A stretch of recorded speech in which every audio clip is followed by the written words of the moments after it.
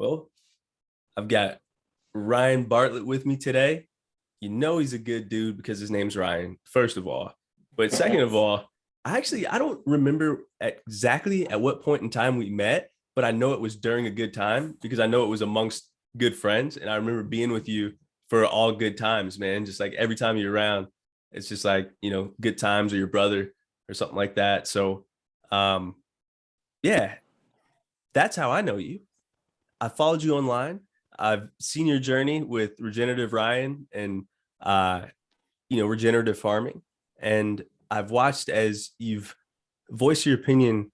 I think eloquently, and so it's captivated me from a distance. Even though we aren't people that speak on regular terms all the time, but how would you describe yourself if you had to give your elevator pitch?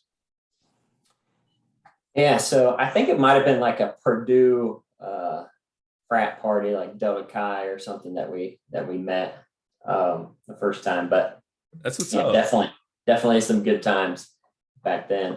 But yeah, my elevator pitch, I guess I would say I'm a logistics professional by day and soil advocate by night. I work with Toastmasters International and um, help others refine their speaking skills in Toastmasters and help find their voice like I did. And one of my favorite sayings in Toastmasters is we all come for the skills, a lot of times the public speaking skills, but we stay for the stories.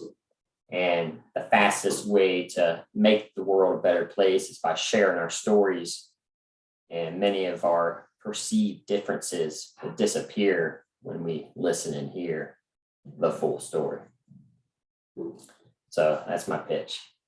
I think that's really cool, man. And there are a couple of directions I want to go based on that. You said find your voice.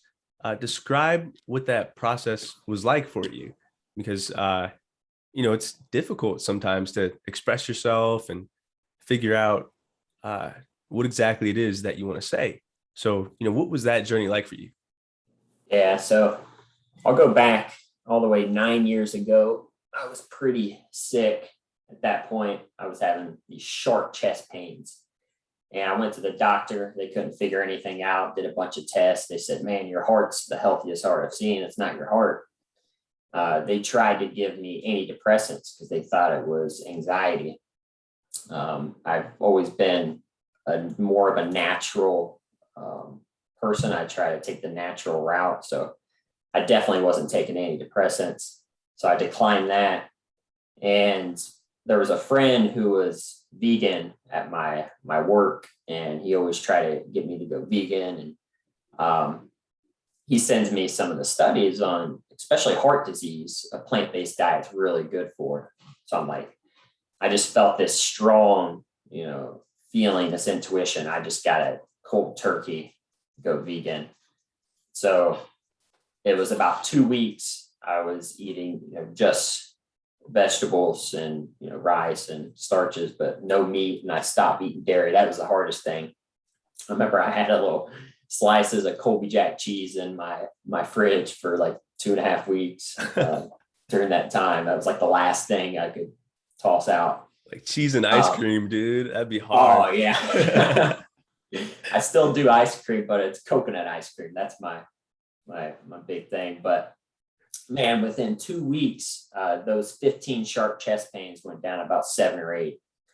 And that really opened my eyes up there. Like, wow, I can heal fast, and there's something to this. It really kind of showed me the power of my own body to heal.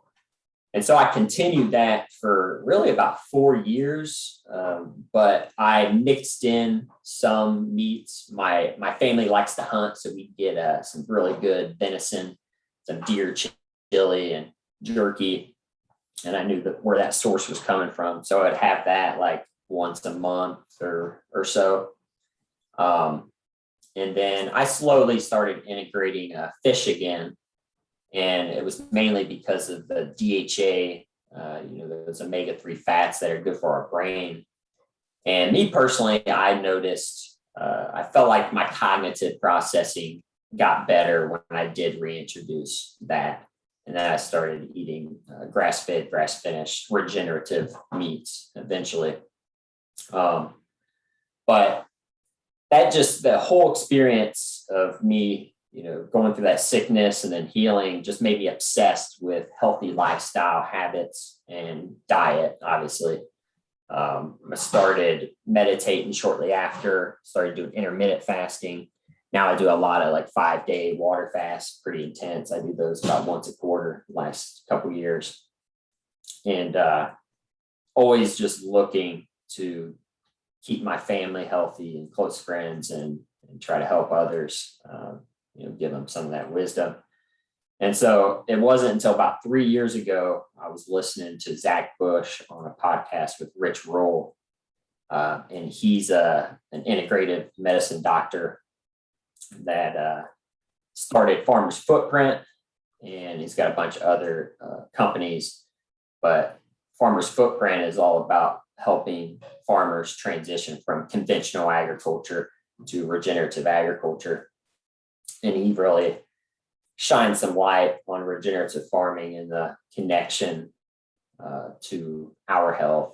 Soil health basically equals human health when it all, it's all said and done. And so that really blew my mind. So I started reading Kiss the Ground. They have a book, and they also have a documentary that just came out on Netflix last year. But started reading that book, and then I took their soil advocate class a couple years ago, and that was the most inspiring course I've ever taken. Like throughout all of Ohio State, this was so much more inspiring. It was people from all over the world, just telling their stories of regenerating land and bringing people together. And it was every Tuesday night. I remember it'd be about 2 hours, and I would just come away like so pumped and excited about the future. And I couldn't sleep. I remember I just never could sleep that Tuesday night because I was so excited.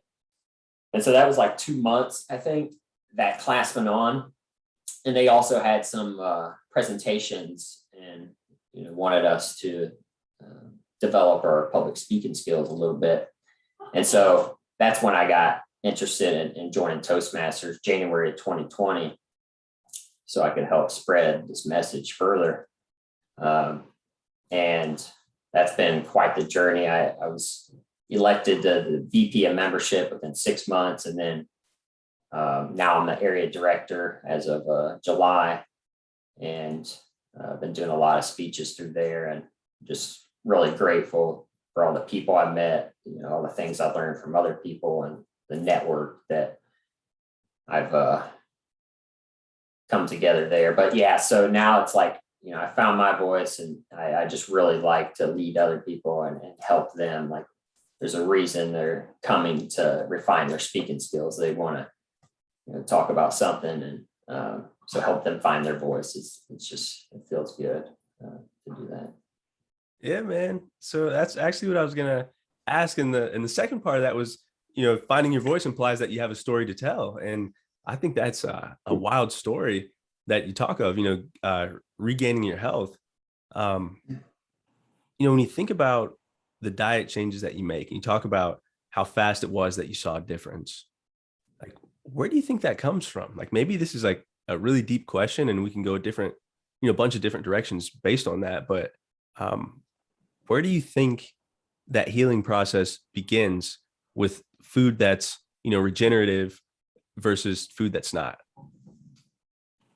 Yeah. So number one, the food these days, there's not much nutrition left in it. You can get this straight from government website, but the Bionutrient Food Association is doing a lot of recent work on this. I volunteered for, and the most recent study, it was a striking variance. It was literally 364.5 times less antioxidants in a conventional store-bought spinach compared to like a regenerative grown, like healthy soil piece of spinach, like one spinach leaf.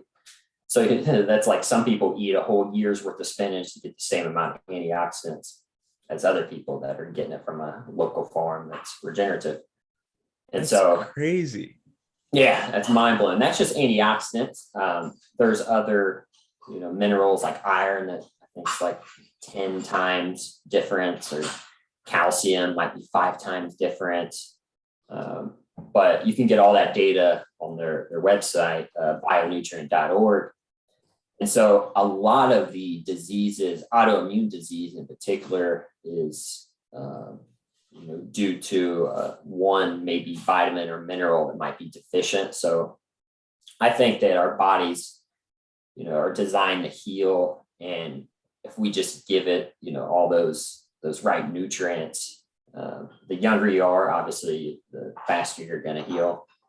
But I think at any age, you can heal fast. And speaking of fast, water fasting really can heal up, can really speed up that healing process as well.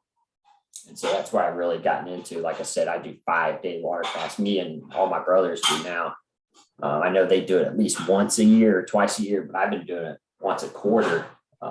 I found not only for the physical effects, but like emotional and spiritual. And I come away with, huge insights. I feel like I'm not as addicted to, different foods. Like every time I have like a clean slate again.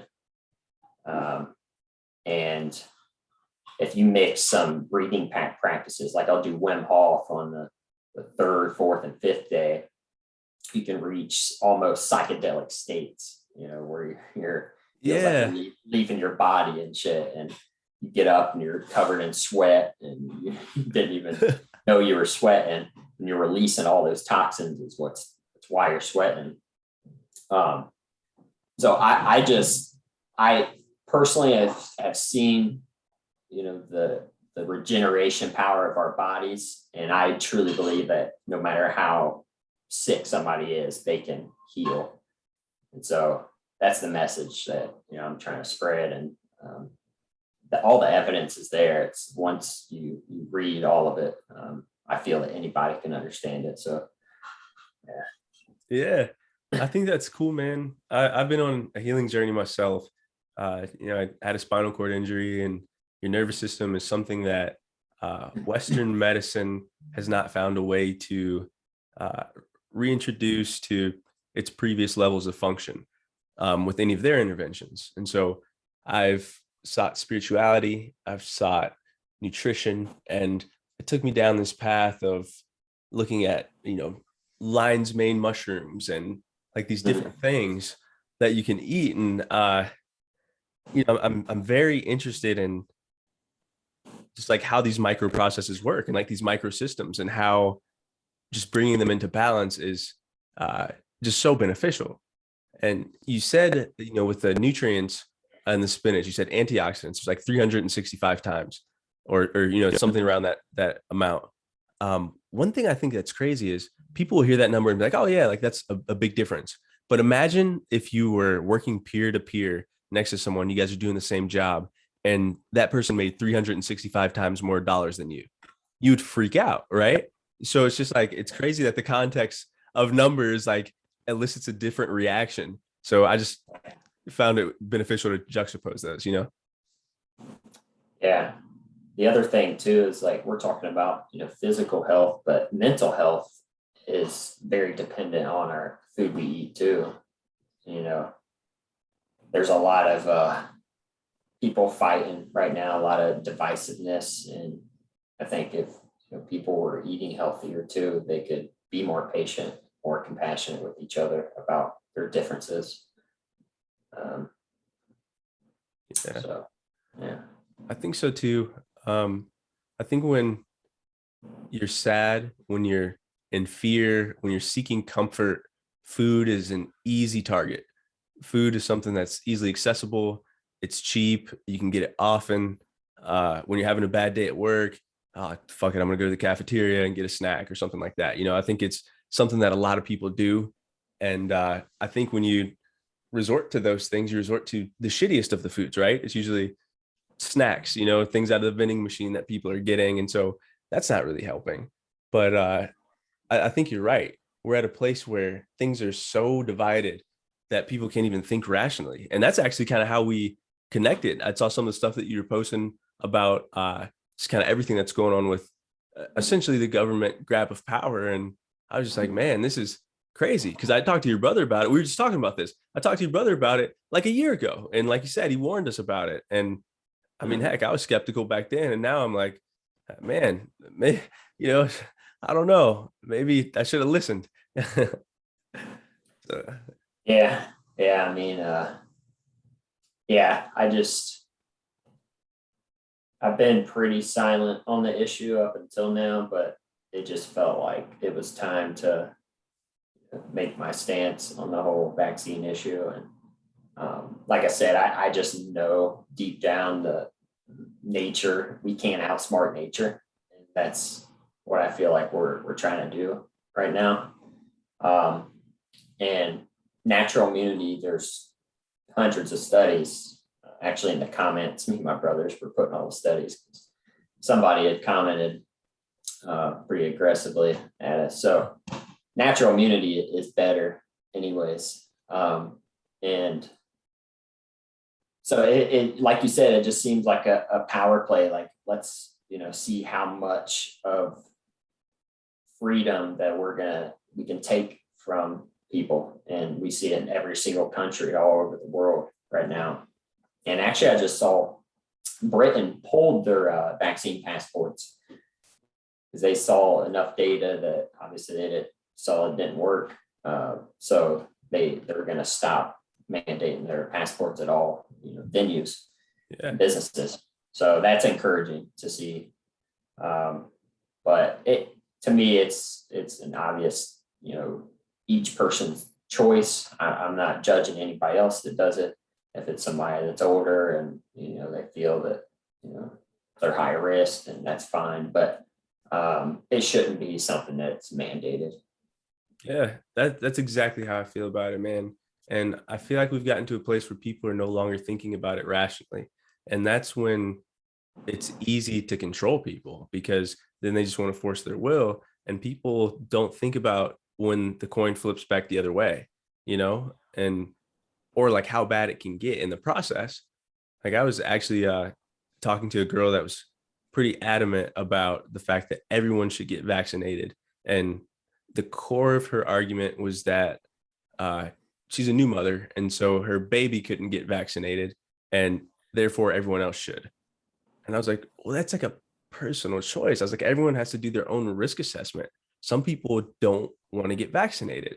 For some people, they're like, I'd rather take my chances. And as I understand, me as Ryan, I have seen some things around that have said that whether you're vaccinated or not, you can still get the virus and you can still transmit it. And so it's like, you can't really blame people if they got the vaccine or not, if, both people can transmit the virus. So it's like people are no longer, in my opinion, thinking rationally about it. I don't think you can have a hard opinion on it. Yeah, I have a lot of people I know personally that got the vaccine and then they got COVID a second time. So yeah, it just very clearly didn't work, but yet they are blaming all over. And that's the thing, everybody's watching CNN and ABC and all these news sites are blaming the unvaccinated for all this. And that just creates more divisiveness. Yeah. So yeah, it's unfortunate, but I feel like it's almost needed. This extreme circumstance we're in right now is almost helping people realize that the government isn't always, looking out for our health, and there is a lot of money tied up. I mean, literally, pharmaceutical companies are selling these to us, and they, it's just like conventional medicine.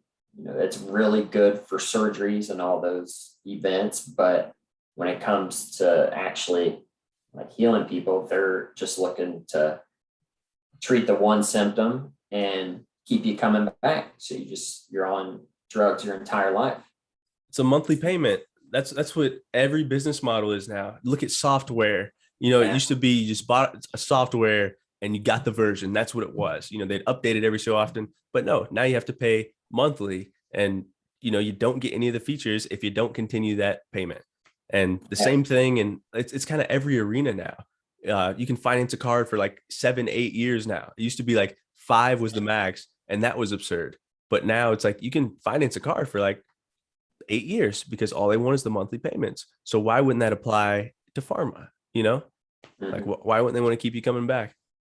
Yeah, and they're already talking about a booster, and then when does it end? I heard they're looking to create a flu vaccine that's also has the COVID vaccine in it. So now we're going to have both COVID and flu vaccines yearly. Me personally, I never took a flu vaccine and I never get the flu.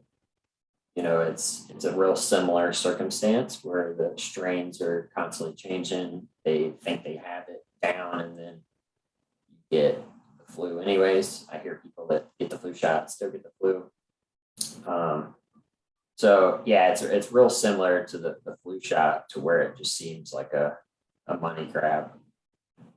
But fortunately, we got regenerative farming that honestly it encompasses the entire all living things. We're talking about treating the farm as an ecosystem, just like integrated medicine or functional medicine treats your body, like treats the entire ecosystem instead of like focus on one a part of your body.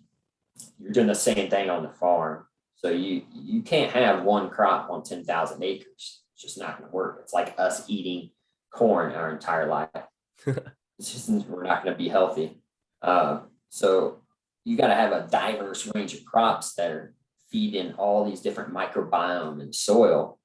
And then you got to have, cattle and ducks and bees and butterflies are coming in, everybody, all these pollinators. If you watch The Biggest Little Farm, have you seen that movie yet? No, I haven't. That's the movie that got my wife interested in, and she's a lover of soil now. It has like everything. It's a love story in it. There's some sad parts. It's a really good production film. Okay. It's this couple out in Los Angeles. They had a corporate job, and then they decided to take a chance and start this regenerative farm. And beautiful story. So highly recommend that to anybody that's looking to get a good idea and also having a good time, like a nice movie. So let's talk about regenerative farming. Like we've talked about soil and stuff a little bit and not really like dove into the details of it. Like what even is soil? Like what is soil at a basic level? Yeah, it's a good question. So I guess we'll go with, if we look at, well, first of all, we've killed a lot of our soil. So there's some estimates that 97% of our topsoil has been destroyed, which is ironic because 97% of indigenous people we killed as well. But what's going on is it's just like we're doing to our bodies. We're just using a mass amount of chemicals. We got pesticides and herbicides, too many fertilizers, nitrogen and phosphorus, and we're killing all the microbiome in the soil. So I guess soil is a living thing. So you think about soil, it's not just dirt. Growing up, you think of soil, I just thought it was dirt. Like, no, there's like millions, billions of microorganisms and fungi. It's a living thing. And so when we put antibiotics on it, which is what glyphosate and a lot of those pesticides are classified as by our government, they classify them as antibiotics. We're constantly killing the microbiome in our soil, just like we're overprescribe antibiotics and kill all the microbiome in our gut. Everybody has gut problems these days. the same thing's happening in the soil. And the microbiome is what is actually giving the nutrients to the crops. So we can't just put a bunch of vitamins in our bodies, like take synthetic vitamins. Same thing with, the soil. If there's not a healthy microbiome, then you're not going to absorb a lot of that. Yeah. So once you heal the microbiome, and then it's a symbiotic relationship, the crop sucks in the CO2, it feeds liquid carbon sugars to the microorganisms. In exchange, they send minerals and water back to the plant. And that was the real thing that blew my mind, just the parallels between our gut microbiome and the decline of it. And also we're doing the exact same thing in the soil microbiome, and we're just decimating that microbiome. This is the first time I've ever heard that comparison drawn, and it's just ringing so clear to me now. Because, you get sick when you're younger and they give you antibiotics, and man, I had to go on a course of antibiotics one time that just like tore me up, like tore my stomach up. Like I just didn't feel good. And so I just got interested in it, and it just talks about how, antibiotics kill the bad bacteria, but they also kill the good bacteria because they don't target. And so, you destroy all this good bacteria, and it doesn't necessarily rebuild the same way based on your diet, And so usually you're putting shitty stuff in. And so you get bacteria that feed off shitty stuff. And it's this constant cycle of basically feeding off of each other, where you need that fiber, you need, those vegetables and those good nutrients to build the proper microbiome. And so I think that's a really interesting comparison to soil. And it makes me wonder why we do things like rake our leaves from our lawn and stuff like that instead of like mulching them. Or I always wondered why, like, dog poop, I get people don't want to step in it, but like that's fertilizer. You know what I mean? Like, why don't you just leave it there instead of wrapping it in a bag of plastic that, can't break down, and then throwing it inside of another bag of plastic and sending that giant bag of plastic filled with bags of plastic to somewhere else? Like, I don't know. Yeah. It's so weird to me. Yeah. Speaking of poop, we can transition to cow manure. So you're right. I mean, the way we handle our animals now might be contributing to climate change, but it's only the way we manage them. So it's not the cow, it's the how. And we have these CAFOs, controlled animal feedlots, where they're all bunched together. They're overgrazing on one area. They're not allowing the grass to grow back up. The roots grow deeper, and it feeds carbon to the microorganisms. And so when you properly manage them, you have them in one area, just like in nature. They're staying together, hiding from their prey in one area. They'll eat that, then they'll go over to another area. And maybe a month or so later, they'll come back to that area as it grows back up. And that's a proper way to holistically manage the animals. And then they're pooping and peeing. That's the fertilizer. Yeah. They're pushing it down into the ground. And so when you have, properly managed animals, you can actually sequester carbon, and you're reversing climate change. So that's one of the biggest misconceptions right now, is we've got all these fake meats that are coming out. They're saying we're, saving the planet. I mean, we're actually using conventional crops that are contributing to climate change. And then they're adding a bunch of processed junk and everything else. If you want to save the planet, eat regenerative meat 100% all the time, and you're helping sequester carbon and reversing climate change. Yeah. That's actually what I wanted to do my next presentation on, was the whole meat issue, because that's frustrating to see. And it's coming from a former, vegan too. I got so much shit, back in the day. So yeah, it's frustrating, but I'm not sure about cat or dog poop. I'm guessing it'd be the same. I wonder if there is like a composting service or something. You could send your dog poop to a composting service, or compost it yourself. That's one thing I started doing, that if somebody's looking to get involved, is find somewhere you can compost. And 95% of our food waste goes to landfills. And then it goes there and creates methane, which is 20 times heats up the environment 20 times more than CO2. And instead of that, you take those nutrients and just send it back to the soil. So I just sent it to a local farm because we don't have like enough room to do a garden yet. We're still in a pretty small apartment, but That's cool. San Francisco mandated composting. If you ever go there, there's landfill recycling and compost bins everywhere. That's one of the biggest ways to regenerate the soil is to use compost. You can, find dead soil and really bring it back to life pretty quick using compost. I know St. Louis is another city that has it mandated. So slowly but surely, we need to mandate it in every single city. And restaurants, sending all their leftovers to compost. We're going to regenerate the soil very fast once we get that through. Yeah, I think so. We have a compost bin out back, and we've been doing it for a little while. We have like a tumbler, and it's pretty cool because it has like two sides, and it's neat. Like, I don't know, we put it in our garden and we use it for our plants and stuff like that. But it's not hard. You know what I mean? It's like it's just putting it in a different container, and so I think it would be helpful for people to do. I've never understood this concept of like shitting where you sit, essentially, like just destroying your own environment. It's like, I don't know, it never made sense to me because there's that guy I used to work at manufacturing plant. I was in HR, and I'd park in the parking lot, and there'd be all these people there, and you get all kind of different people that work in manufacturing, and this dude had this huge fucking truck with like dualies on the back, giant fucking smokestack, and it said roll coal on the back of his window.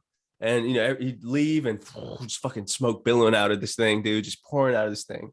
I'm just like, why? Like, you have to breathe that too. Like, you're actually going to be the closest one to the truck all the time, breathing that in. Like, that just does not seem smart. Like, what are you doing? But I don't know. I don't get that at all, man. Yeah, we definitely need to decrease our CO2 emissions, but even if we stopped right now, we're so far gone that regenerative farming is really the only way out. We really need to reverse it fast. And that's the promising part. Stéphane Le Foll, the French prime minister, at the Paris conference, 2015, I believe, he proposed the 4 for 1,000 initiative, where every country needs to increase their soil carbon by 0.4%, not much, per year. Within about 20 to 30 years, we'll reverse it all the way back to, about 300, I think, parts per million, and then we can get back to homeostasis. And what's funny is, the earth knows how to, we're really just allowing earth to heal itself, just like we give our body the nutrients it needs and stop putting so many toxins in them. That's the same thing we're doing with Mother Earth. And once we, sequester carbon, get it back in the earth where it was before conventional agriculture, because we're actually releasing carbon into the air with the chemical industrial agriculture. And so once we get it back to where it belongs, the oceans will naturally release their carbon, and it won't be so acidic, and plant life will come back, the coral reefs will come back, and everything else. So the planet is can heal itself just like our bodies can heal itself, and we just facilitate it. Finding that balance, man. And I think that it's interesting. We've talked in a lot of parallels, and one of the parallels I'm seeing now is the parallel between the extremity of the condition of the soil and the oceans and things like that versus the extremity in culture. You know what I mean? It's like we've gotten to a place where things are so polarized, like everywhere. And I wonder if it's because the universe is fractal, or I don't know what it is. Like, are we a collective consciousness, and this is just the expression in different forms of the same thing, or what? But I'd like to see something closer to center, because I think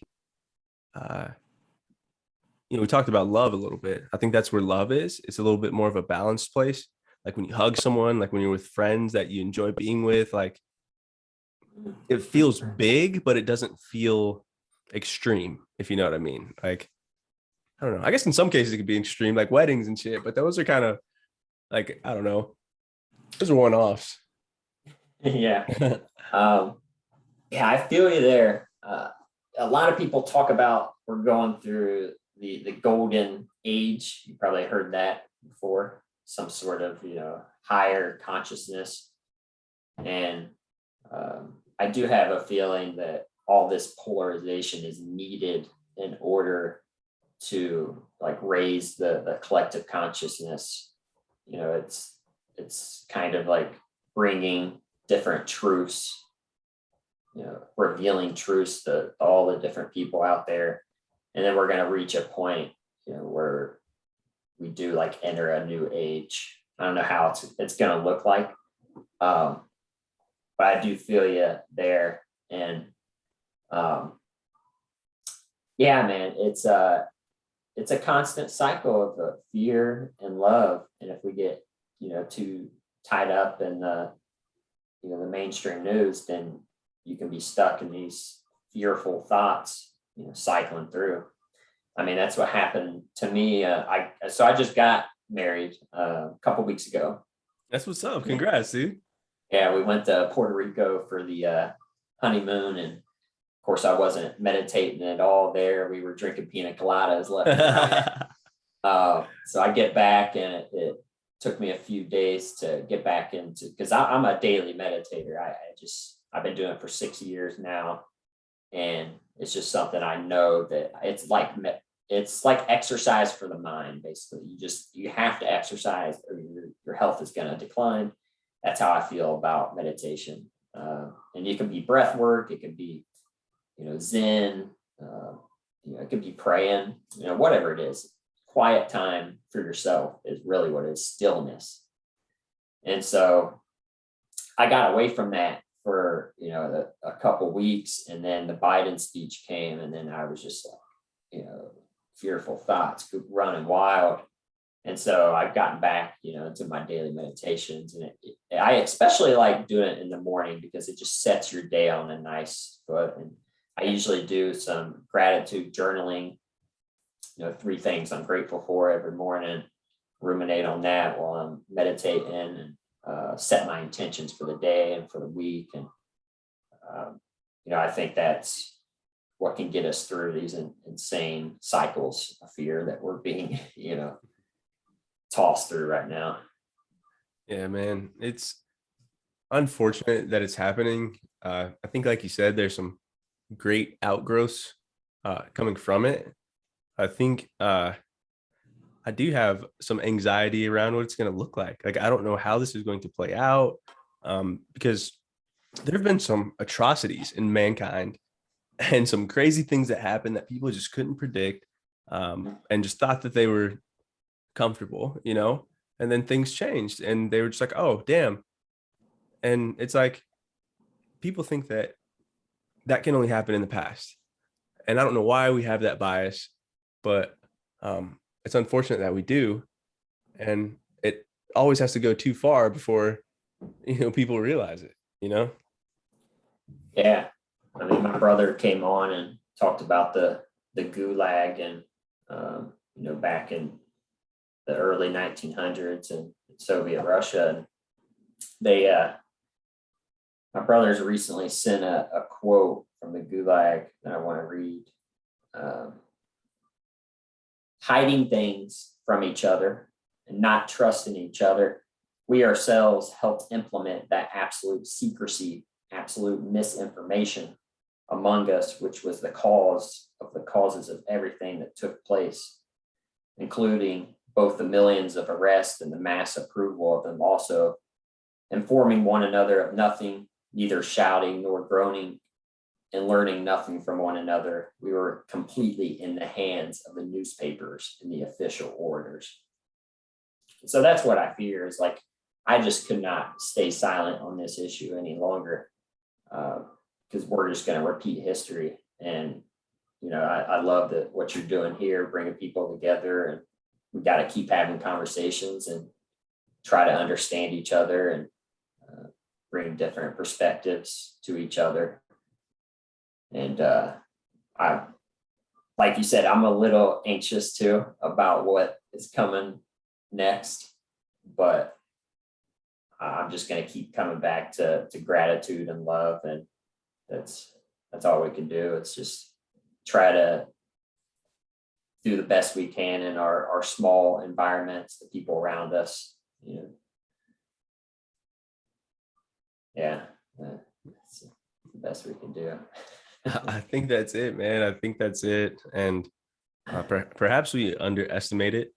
But I think at the core, small actions compound. You see it in nature. The seed becomes the tree, and you never could imagine that it would get that big, but it does. You've been meditating daily for 6 years. I'm sure that that's compounded in an enormous amount of growth for you, and it never would have if you didn't do it every single day, so, or at least on some regular cadence. Like it has to then follow that small conversations held amongst groups of people will spread to different circles, will spread to communities, will spread to towns and cities and so on.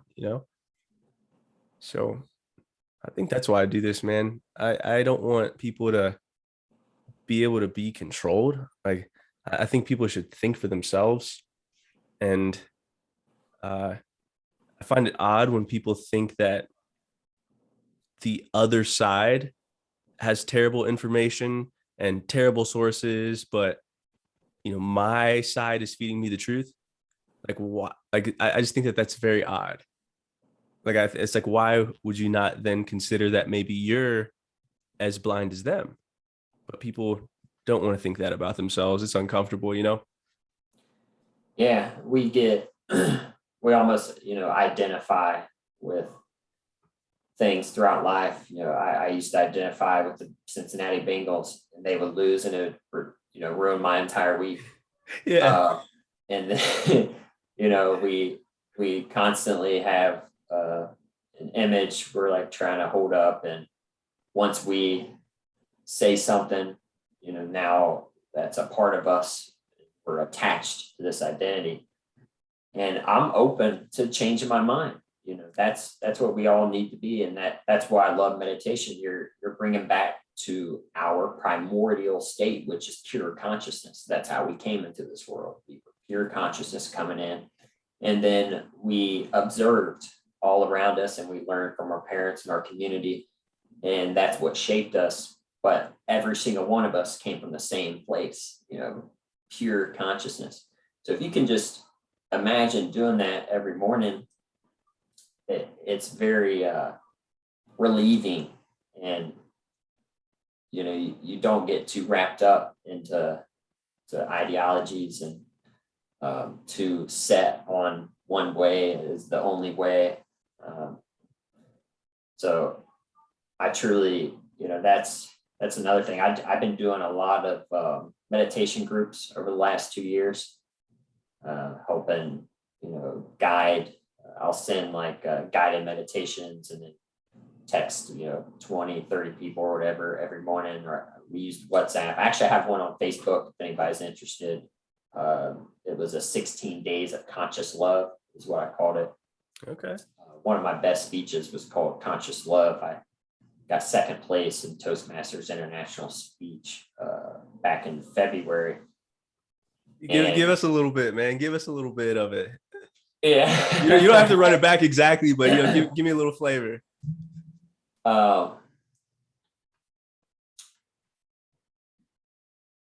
So I'll give you like a summary of what it means, I guess. Yeah. Let me try to think of a good spot to give you. Yeah. So I read a book by Bruce Lipton, Dr. Bruce Lipton. He did a bunch of research at Stanford on the subconscious. And he wrote this book. It's only in 2017, but I firmly believe that I mean, it could change the world as far as like the relationships, because it's called the honeymoon effect. And his whole thing is, we in relationships, a lot of times the first year or two is, a blast. You have two people come together. You're both using your conscious desires and wishes in the relationship, and you're present with that person. You're just hyper aware of that person. You're present with them. Now, slowly, you start to have issues like your job or, other people or friends or whatever it is. And then your subconscious programming from your childhood, you got from your parents, maybe their relationship between, your divorced parents or whatever it is. Slowly that stuff starts coming out. And then you're like, who's this guy? What the hell is this? And then that's where the relationships start to break up. But if you have a true, practice, like it can be, even yoga, like a moving meditation, qigong, tai chi, a daily meditation practice, breath work. Even there's a lot of evidence now that tapping, works. It changes your energy. Something I've gotten into recently is using tuning forks, sound therapy. Yeah. Her name is who's the owner, the CEO? I can't think of it right now. But Electric Universe, Electric Body, Electric Health is the name of her book. I don't know, I'm brain farting on it anyways. But she's been using it like 30 years to heal people's energy fields, and use sound therapy to kind of catch the traumas. So the way she's figured it out is we have like a standing gravitational wave of these memories, these traumas, and the sound therapy comes in. You hit this, it's vibrating, and she can bring it in and then start to hear. Now this one's a weighted one, so it doesn't make sounds, but the non-weighted ones will make like a tone, and then it'll get distorted. Then she'll know there's like some sort of, incoherent energy in that area. And then she'll hold it there for a while. If it doesn't go away, she'll, bring some more healing energy to that area until it goes away. And basically it brings your energy back into coherence.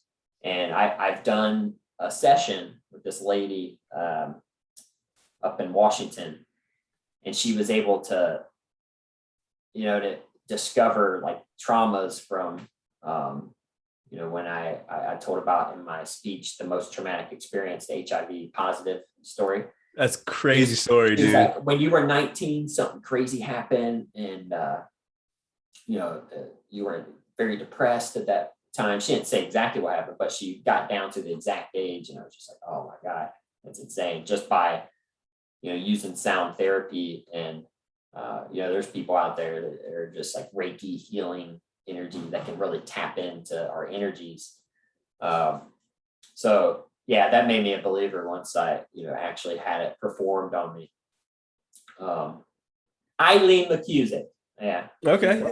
She's the founder of biofield tuning, is what she calls it. And she has a PhD, and she did a thesis on it and everything. I mean, this girl is extremely smart. But anyways, to get back to the speech, yeah, there's all these different energy therapies that we can use.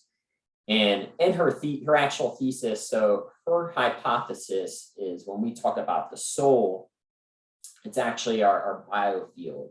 So it's about 6 feet in all directions, our electromagnetic energy. They say like all living things have it, the sun has it, the moon has it, even the earth has an electromagnetic field. Like a Taurus. Yeah. So, this is basically like a tool to heal our soul. And, we can use meditation, yoga, qigong, whatever it is. If we're constantly, healing our subconscious traumas, putting good things, grateful thoughts and feelings every morning, and intention every morning, then we're going to be more present, and we're going to notice when our subconscious, fears and stuff comes up with our lover, and we know that that's not what we really want, and the other person's also working on it. So they're going to notice, and we're going to help each other notice. And basically his whole theory is that we can extend the honeymoon effect forever if both people are working on their self constantly, because then you're always going to be present with the other person, because we're all quantum beings. And I think the thing I find myself getting into the trap is like, I know her, I'm married to her. I've been with her 6.5 years. She's constantly changing. Yeah. And I need to accept that. And it's exciting too, because, it's always, she's growing. It's something different. And so just that concept blows my mind, because if everybody kind of understood it like I understand it, because I've lived it and felt it, and I didn't realize how much meditation helped me in my relationship until I read that book.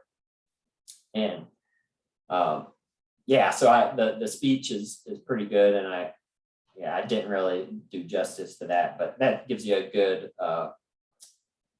outline of what it means. Yeah, I think people should check it out, man. I think that's really cool, because I think this is a universe of waves, and so it makes sense to me that someone could hone in a way to tap into that. That there has to be frequencies that everything's vibrating at. I mean, physicists come to that conclusion ultimately.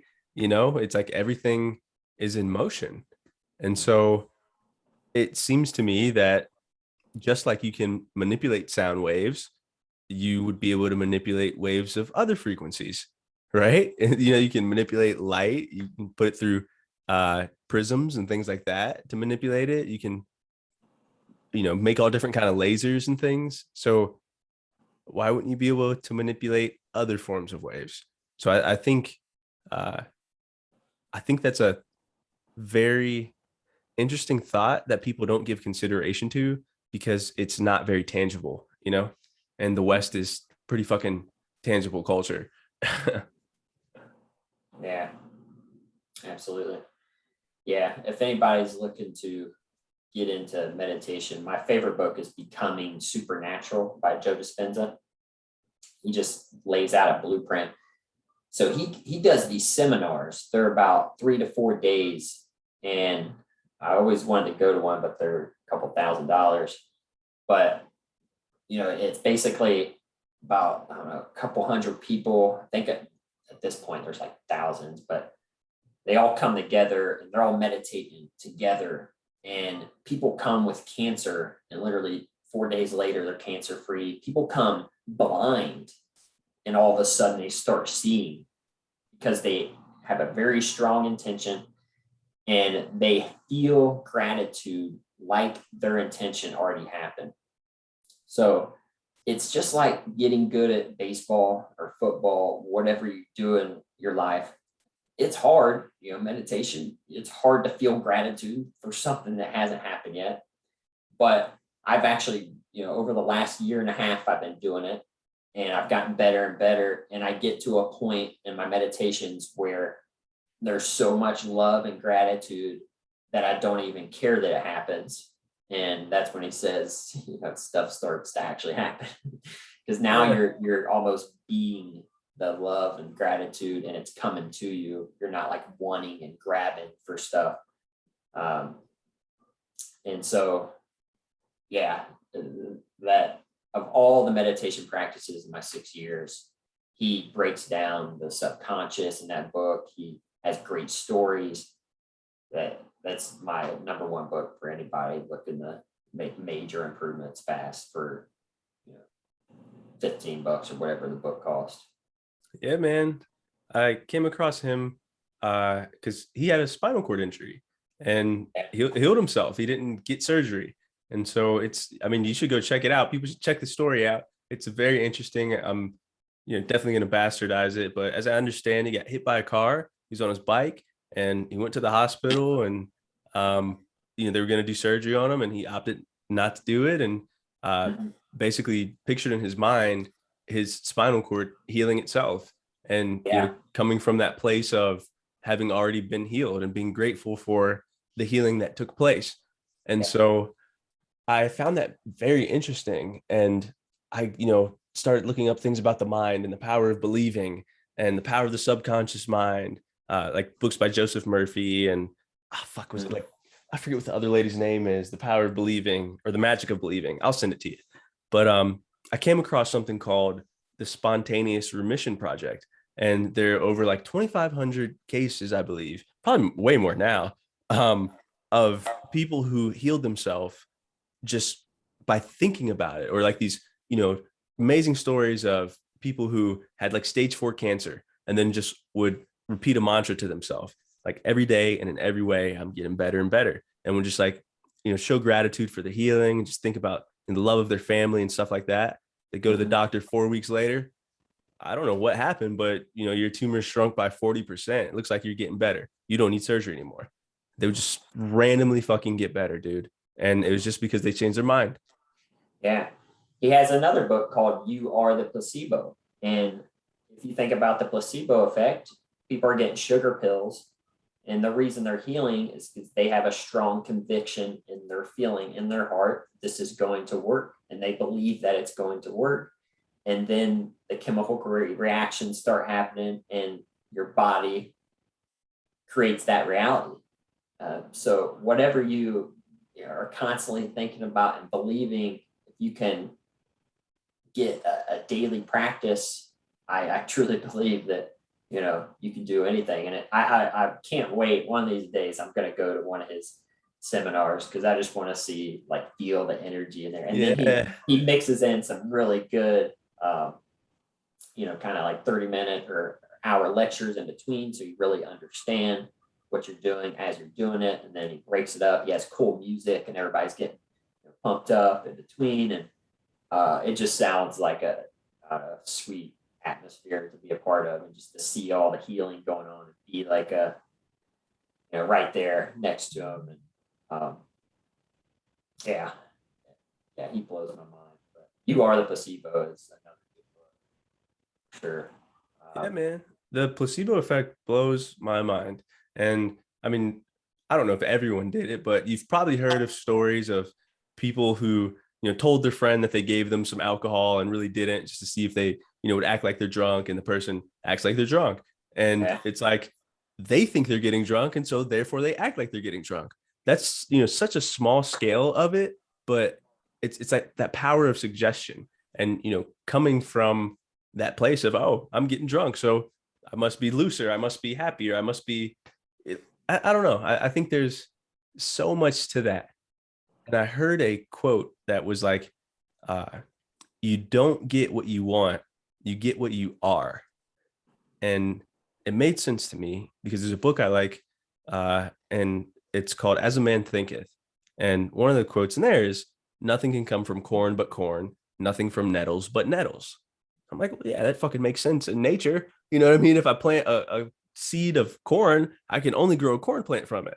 Therefore, if I'm sad, I can only draw sadness to myself. If I'm happy, I can only draw happiness to myself.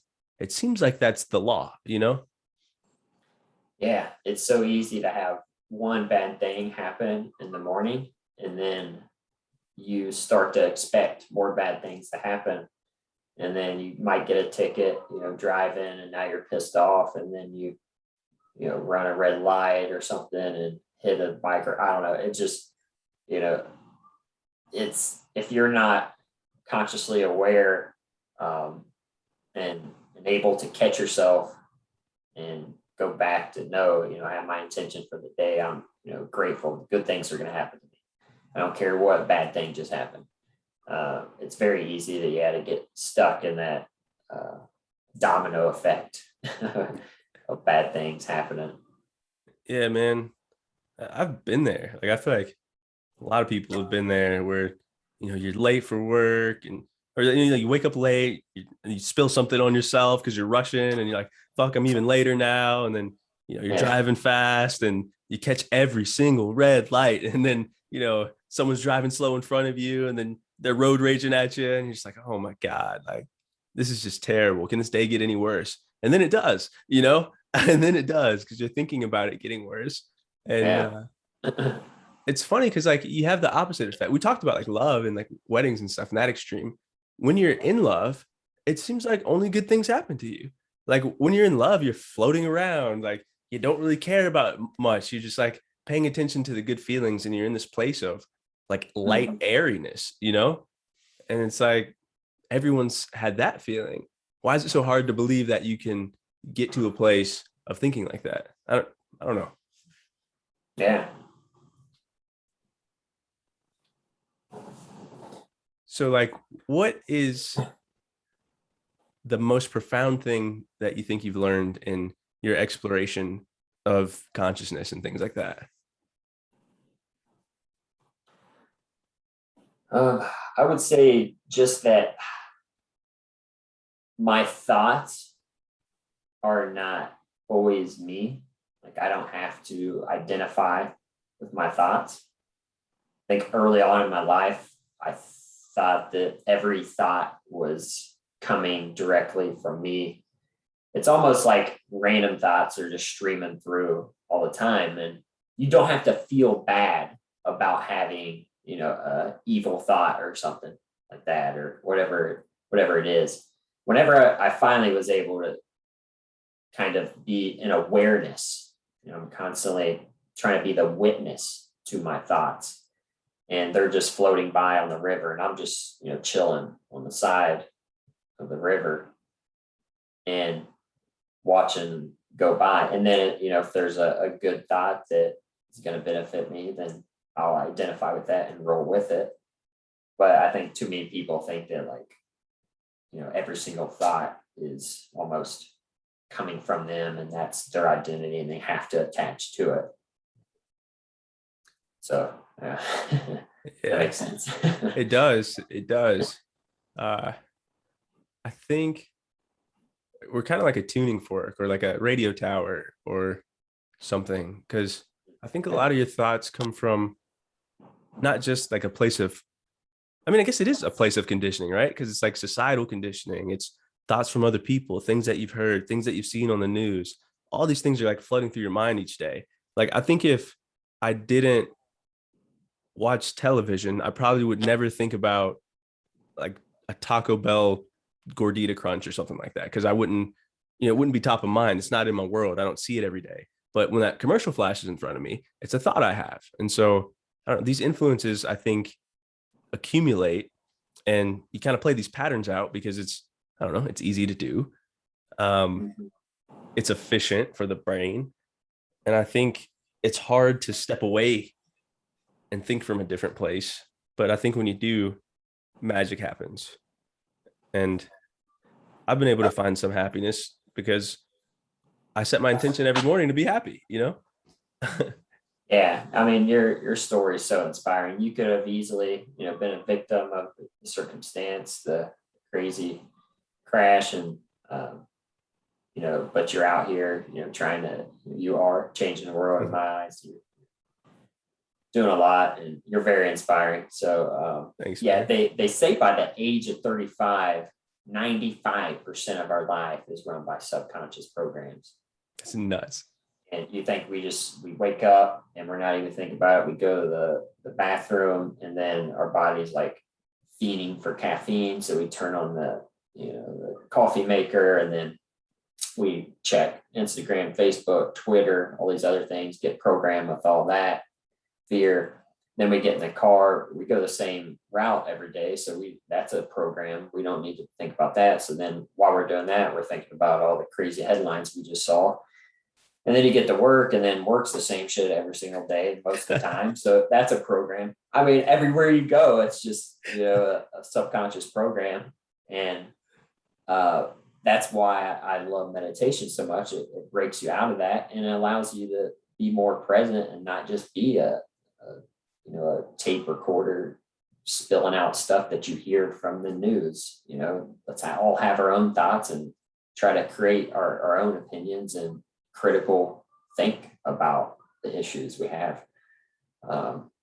So it's just a daily practice of reprogramming all that programming we got from parents and community and everything else. I mean, they say up until the age of 7, we're in this theta brainwave state where we're just observing and absorbing everything into our subconscious.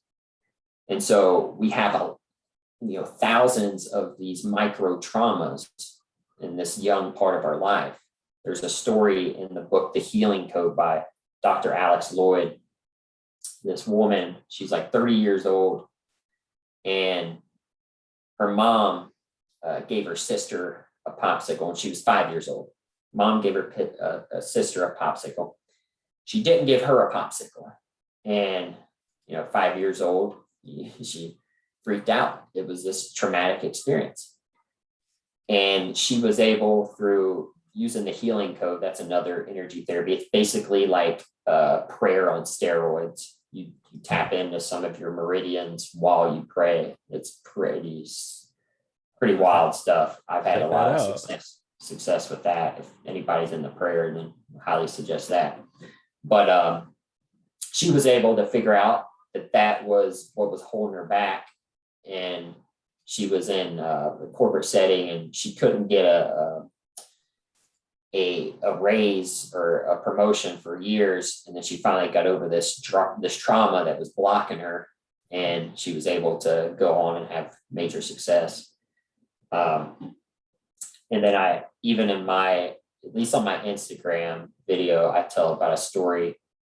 I used to be, and I still get nervous for public speaking, but I used to be just absolutely like, I cannot public speak because anytime there's a bunch of people all like sending that energy at once, it was just too much. And it was because of this traumatic experience when I was a kid, when, we all have it, when you speak out because the teacher asks for an answer and you say an answer and it's a dumb answer and everybody starts laughing. And then that happens multiple times, and then you just don't want to speak up, and then you never want to speak in groups ever again. Yep. And I realized, once, I was able to get over that, the public speaking in my life, it just got way less anxiety. I still get a little, nervous. That's natural. Just it's almost like your body getting you ready for this big event. It is a big event. But I think regardless of who you are, unless you have a mom and a dad that were Buddhas, you are going to have these small micro traumas that are these blocks that are holding you back. Is that loud? It just turned on. Can you turn that down, babe? Yeah, so that was another thing in Bruce Lipton's book, The Honeymoon Effect, that really blew my mind. Just how we're just absorbing everything into our subconscious at that young age. And it's a lot of the stuff we all have to undo to get where we want to go in life. Which is the most interesting thing in the world. It's almost like those are the fulcrums for achievement, like you overcoming the traumas of yesteryear. Yeah. And if you don't, it holds you back. And I don't know, man. I don't have children myself, but I've nieces and nephews, and it's been interesting watching them grow as they mimic their parents. They mimic us when we do certain things. And it's almost like it's like right after you say something, they'll say it the exact same way and then start laughing. And you're like, whoa, you're just a parrot, you know what I mean? But that's how you learn how to talk. Like people just say words at you enough until you're like, oh, that's what I'm supposed to say. Explain that, by the way, but it's just like, you just keep getting repeated things to you. The ABCs, you just said it so many times that now you know it. And more than likely, we all sing it to the same tune. So it's like, why wouldn't you think that, these other programs aren't at play? And if you know that that's the operating system, why not hack that yourself? Why not set yourself up for success in some way and do things like you, where you meditate daily to make yourself stronger? And that's your program. You probably don't feel good when you don't do it. You probably feel out of whack when, you don't do it. And so I don't have a super daily meditation practice. I was doing it for a while with one of my buddies, and it was really cool. Like he would call and we'd FaceTime and we'd meditate. and Oh, that's cool. he got me the Calm app as a gift, and that was really cool. And so I do those every so often.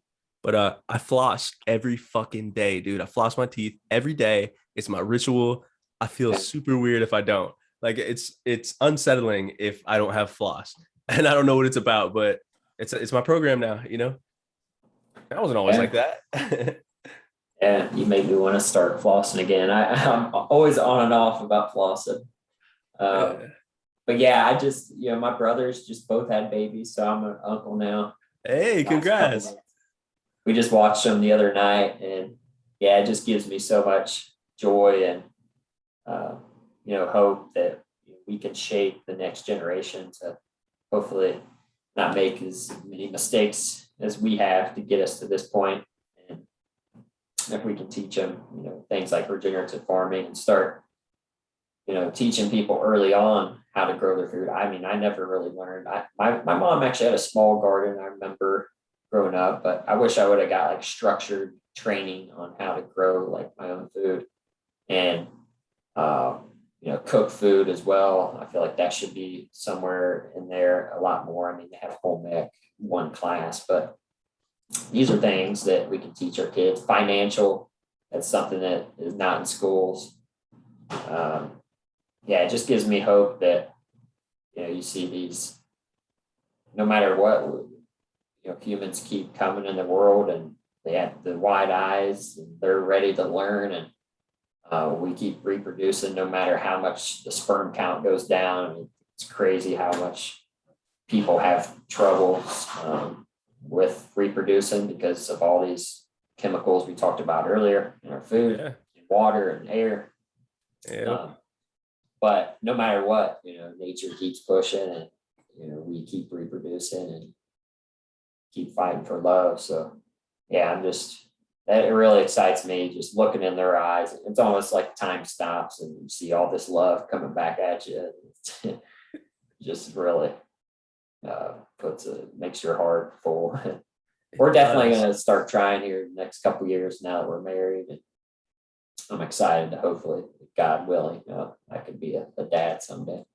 Hey man, I hope that for you, if that's what you want. You know what I mean? I really hope that that's something that gets fulfilled. I wish the same for myself. I hope that someday I'm able to have a kid. We'll see.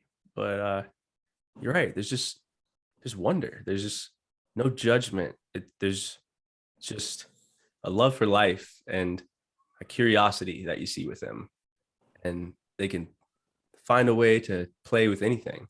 Like our nieces and nephews, it was like a refrigerator box. They were just so overjoyed about. Out of all the toys and stuff that were sitting around, they grabbed this box and they turned it into a fort and they're running inside of it and flipping over it and stuff. And like imagine if you saw an adult start running, you'd be like, oh shit, what's happening? Like, where are we going? You wouldn't just be like, oh, he's happy, but little kids just take off all the time just because they're overjoyed. Oh yeah, that's a good point. That'd be funny. Just walking down the street, see adults running around, doing cartwheels, throwing dirt in their face, eating dirt, eating soil. It's like, man, I saw this meme and it was a fucking toddler, like shoulder deep in a bucket of paint, just like looking down at it. And it was like, everyone's had the thoughts, but toddlers will just fucking do it. Like they'll just do it, dude. They'll be covered in peanut butter and stuff. And oh, dude, I have a buddy. He has 5 children, 5 boys in his house, 2 sets of twins. Nuts, dude, nuts. I don't know how he manages. Shout out my dude Derek. He's a fucking boss. But he'll post stuff online all the time, and it'll be just like pictures of his living room, and it's just like chips everywhere and just fucking juice all over the place, and it's just like chaos. And then he's like, "Yep, that's just life with 5 boys." And then he'll post another one, and it's fucking clean. He's just always cleaning his house though. But the kids just don't care, man. They just are having fun. So yeah, I'm looking forward to being a dad for sure. I feel like that's one of the coolest things you can do in life, just to get back to the next generation. That's what I feel like the most purpose I could ever have. An awesome dad. Contribute to life, and instill someone with lessons that will let them thrive, you know? Like, I think that has to be ultimate satisfaction. Yeah, and not trying to put too much of what I want on them and letting them explore themselves, but try to steer them a little bit in the right direction, and then hopefully it all turns out okay. I'm sure it's going to be a lot of anxiety and around that, but yeah, I mean, everybody you talk to is just you talk to a mom or dad, it's like the best thing that's ever happened to them. You know? Yeah, they're different. No matter, exchange. Yeah, no matter how hard it is and how much they get mad at them, they just love them more than they love their self or their spouse or anything. Yeah. So I'm looking forward to that feeling. Hey, describe to me your relationship in a nutshell, man, because it seems like something very central to you, something that you love. And I mean, you're talking about family, so clearly, you know, it's there. You're married. Tell me about everything, man. Give me it in a nutshell. Yeah, Raquel, I met her on a Lyft ride. Believe it or not, me and Ronnie were going to a flag football game. At the end of the ride, we were really hitting it off, and so I asked her to go salsa dancing with me. Yeah, man, it's just I just never had anybody that I felt so alive, had so much fun, but they also pushed me to be a better person. And I think our relationship has helped me grow probably more than meditation, exercise, reading, anything else. It's very hard. You know, people don't like to commit to one person, and you know, it's hard to see the same person every day and not get sick of them. And she kind of reminds me of my mom. You know, I love my mom more than anybody, and then there'd be times I just, you know, hear her voice and it would just eat me. You know, I just hate it. I'm like, oh my god, doing that voice again or whatever. But I feel like, you know, love, it just has that aspect. You know, they say the opposite of love is really apathy. It's not hate. And I wouldn't say I hate her, but there is like little moments of just like Yeah. But it's usually helping me grow, you know, whatever it is, you know, that I am hating her for. But yeah, man, relationship, yeah, it's definitely helped me grow a lot. And yeah, we had the best honeymoon ever, the best wedding. It was just perfect. Everything turned out perfect. I just hope everybody gets to have that feeling. And that's really what we're all here for. I feel like, you know, just that feeling of love. And, just gotta keep trust in one another that we're gonna make it through this tough times in the world right now. Hey, I think that's beautiful, man. I'm glad that you found a partner with which you can grow. I know you talked about people growing differently. I think it's great that you guys are growing in the same direction and continuing to, you know, challenge each other, but also support each other. Because I think that that's rare, man. It's, you know, we're wired for novelty, I think, like you said, and fuck, everyone likes a shiny thing, you know? So it's like, it's like, man, you got to really push through and really commit to that. You said, you know, something at the end there about, you know, love, and it's what we need in the world, man. If you had the ears, eyes, and attention of everyone in the world, and you could deliver a message, what would you say to them?